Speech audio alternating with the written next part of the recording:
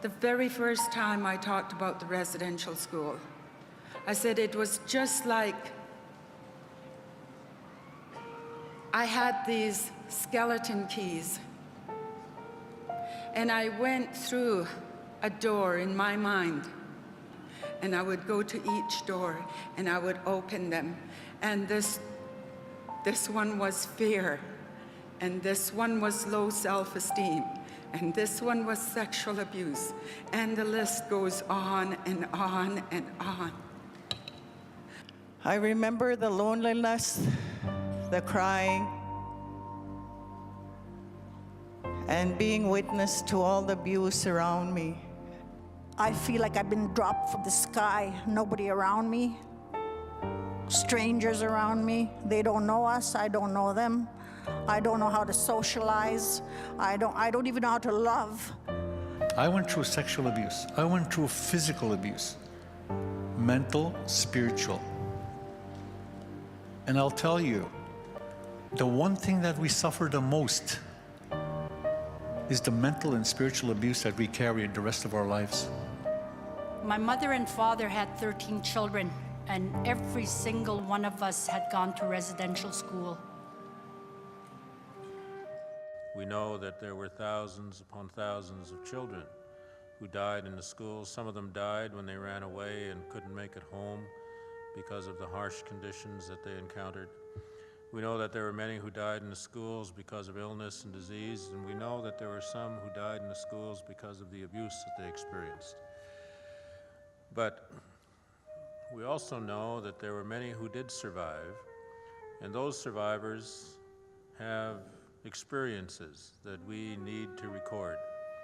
And we need to record those experiences because Canada needs to have a mirror held up to it to know what it is that it has done and tried to do. I couldn't at the time believe that in my country that such a thing happened. And what I can't believe even more is that it was hidden. We didn't talk about it. The churches and the governments didn't come one day and say, hey, you know, we did something wrong and we're sorry, can you forgive us? Elders had to bring this matter to the Supreme Court of Canada. The Supreme Court of Canada, in a decision called Blackwater and Plint, said that the Government of Canada was primarily responsible for those acts of wrong, but the churches also had some legal accountability as well.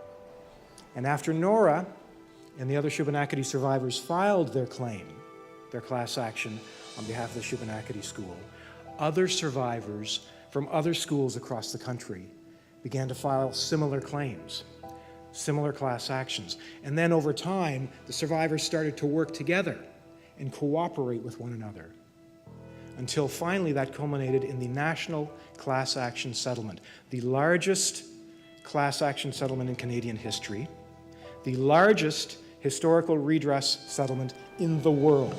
Because the case was settled and they were not able to go to court and tell their stories to judges, they asked for a Truth and Reconciliation Commission to be established for the purpose of recording those stories.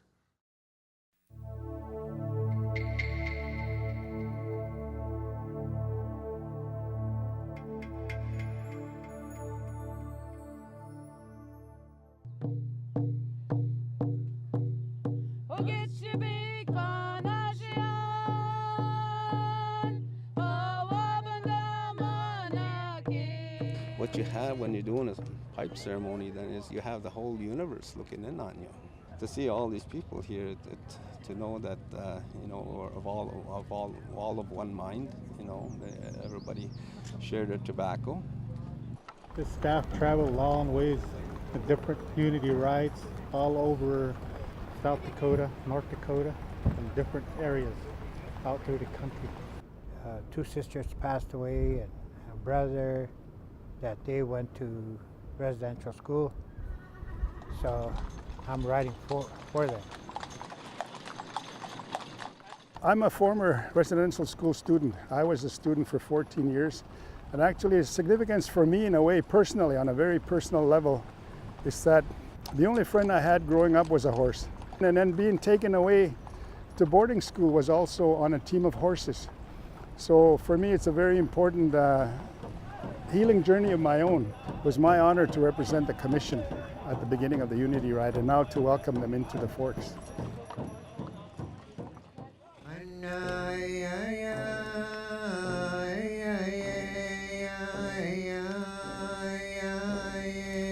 Far too many still know too little about Canada's residential schools and their legacy, and that includes a lot of your own children and grandchildren. They need to know what happened to you. They need to know what happened in Canada.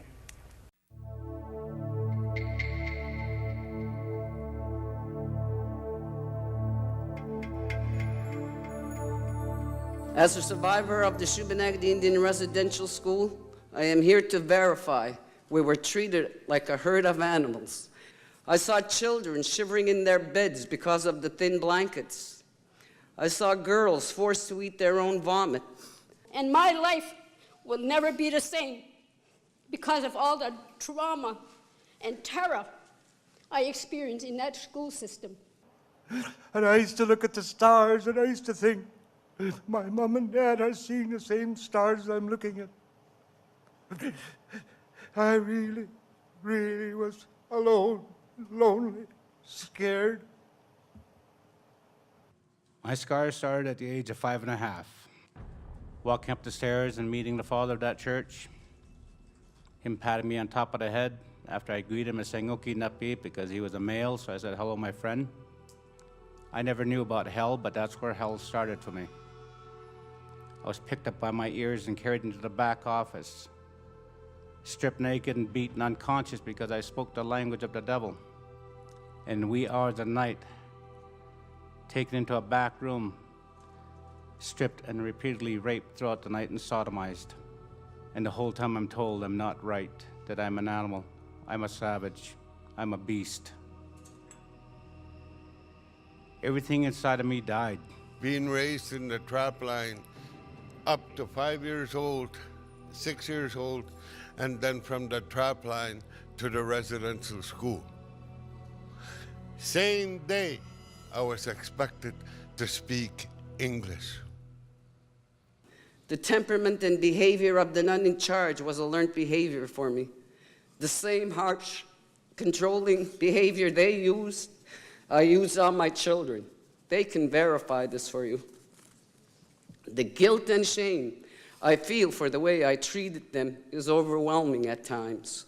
Many of you have told us that the greatest challenges you face are within your own homes. During those hearings, one of you shared with us these very poignant words. It was said, "We fed our experiences to our children." This is what we mean when we talk about intergenerational survivors. Alex Gordon, his wife, Hope and Kathleen.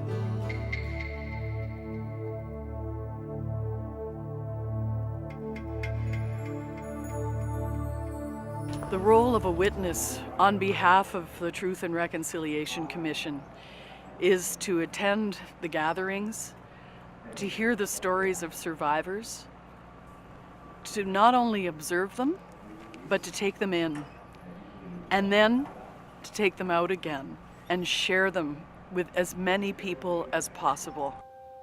I carried your pain for a day, and it hurt me. I carried your pain for a day, and it moved me to do my best to be a witness to your pain, to listen to your struggle, to carry this message of our journey together to others. Our commitment as honorary witness is about that. Our responsibility to make sure that the facts can resonate. I made a new friend, another survivor, Faye, who told a very painful story of sexual abuse. but then lightened up when she said, even though my great-grandparents went to residential schools, my grandparents went to residential schools, my parents went to residential schools, and I went to a residential school, I am the first person in living memory in my family to raise my own children. Every story must be heard. Every child must be carried. And when we do that, as witnesses, we witness our own transformation. We should not be called honorary witnesses. We should be called honored witnesses, because we are truly honored to be part of what you were doing. We acknowledge your bravery. We acknowledge the pain you've been through, and also draw attention to what may be a miracle, that after all of those efforts to knock the Indian out of you, you are still Indian today. What happened at the residential schools was the use of education for cultural genocide. And that the fact of the matter is, yes, it was, that they call a spade, and what that really means is that we've got to offer Aboriginal Canadians, without any shadow of a doubt, the best education system that is possible to have. We know that among you are the future leaders of this country, and you are going to have to come to terms with this history that you're going to hear a little bit about. And we know that's a difficult process, but it all starts with three things. You must watch, you must listen, and you must show respect. My grandparents, my mom, been through this residential stuff, so I just really wanted to know more about it. I've learned a lot, actually, considering that my grandma didn't tell me very much or anything. It bothers me a lot, and now I realize why my dad drank so much when I was a little kid, I guess. It'll kind of change the way I think about things, like how it would affect someone's life and their kid's life for generations. That's one of the worst things that Canada did. I hope events like this just are able to bring closure to a lot of horrible things that happened, and I hope a lot of people now recognize that crime happened and that we need to make amends for it.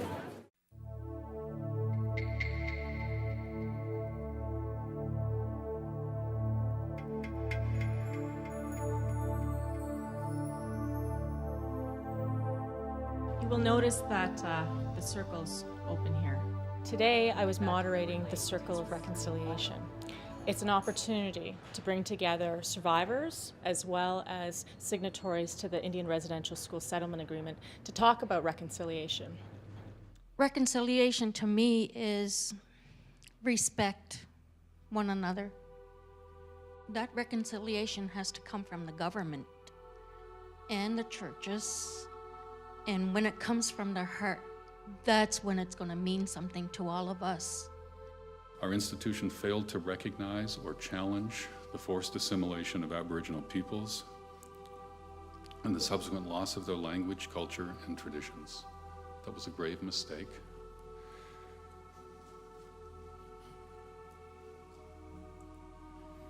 It is our responsibility. We are sorry. It's important to the Aboriginal community to actually see that this dialogue isn't just one-sided, that they are part of this conversation, that they are committed to working towards reconciliation, that they being the government, the churches, that they do come and join this circle. We represent here today, we hope, an expression of reconciliation that reaches out to the survivors of residential schools.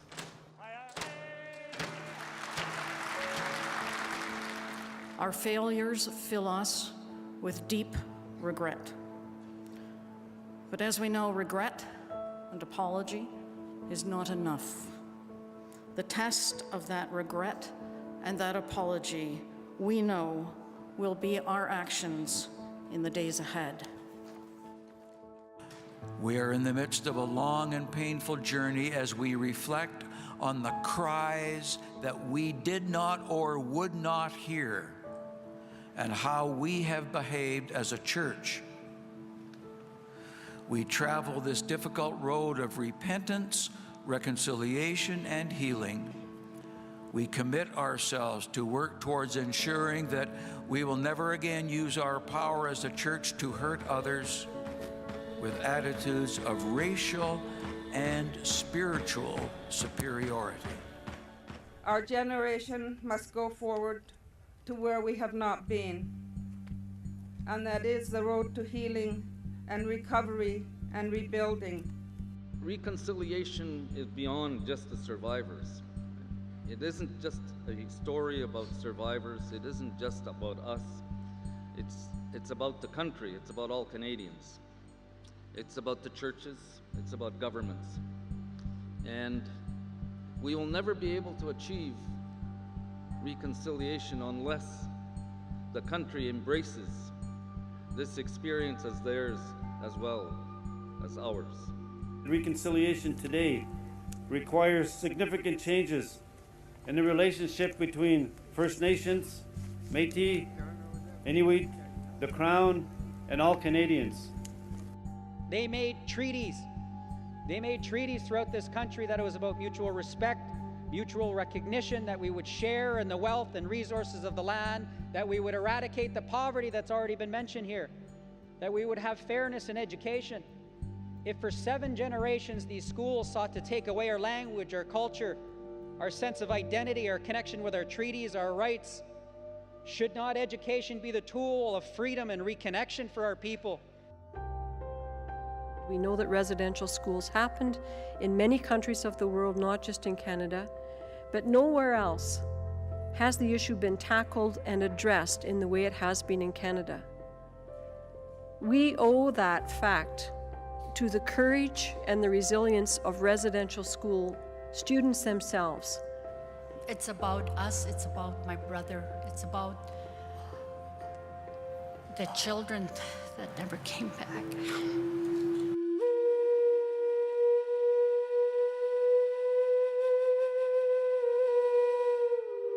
By forgiving the church, by forgiving the abusers, and not carrying all of that garbage with us wherever we go, we invest in our own healing.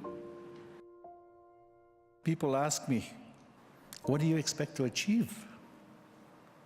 The answer is freedom. I am free.